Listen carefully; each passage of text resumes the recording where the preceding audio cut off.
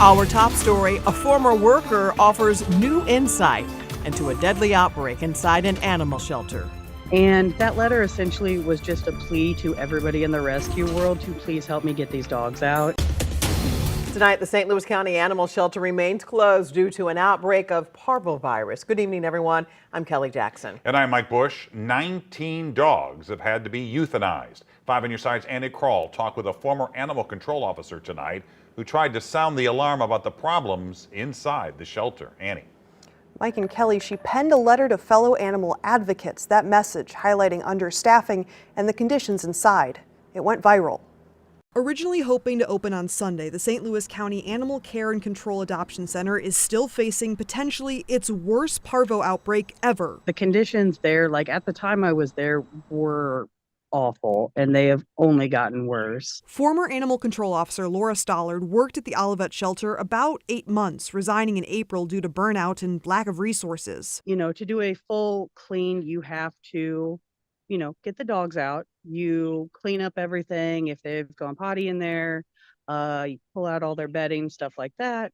Then you scrub it down, deck scrub it. It has to sit for so long. There are still about 185 dogs at the shelter after 32 transfers in the wake of the parvo outbreak. Everybody has an outbreak here and there. And like 5 dogs isn't terribly uncommon for an outbreak. However, when it was 10 dogs and 15 dogs and even more, it's like, wow, this is out of control. The first case on April 19th made Stoller realize cleanliness may be a bigger issue. You make sure it's all scrubbed out, rinsed out, and then dry before you can put the dog back in there. So that for 200 plus animals, and sometimes you would only have 2 or 3 people on shift. County officials discussed what needs to change in a press conference on Sunday. Yeah, so we're currently looking at internal reviews and processes as well. One thing that we've done, we've utilized the garage space as an isolation area. Going through this process, it definitely identified that we need to make some changes in this shelter. I know some things have started to turn around because the staff has kind of been putting in some different cleaning standards, and the volunteers have been helping by giving dogs baths and helping to take care of those dogs that they can.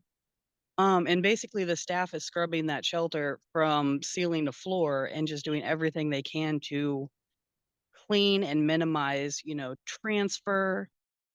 There are no longer any positive parvovirus cases at the adoption center. In a statement tonight, the County Public Health Department said in part, quote, "We remain grateful to our rescue organizations, volunteers, and staff for their steadfast support and compassion throughout this process."